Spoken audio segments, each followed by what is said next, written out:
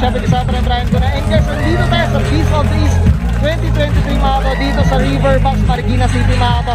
Syempre handog ng VIP production mga kato. Ako excited na ako na bang hinandaan ng VIP production mga kato. So tara, check na natin. Okay ito mga kato, so medyo hindi tayo masyado makapag-ikot. Ipapakita ko sa inyo mga kato yung montage. Syempre medyo malakas yung sounds. So sana ma-appreciate nyo yung yung mga naka-participants dito sa Riverbanks Marikina City, dito handog ng VIP production mga kato. So guys, so tara, check na natin to.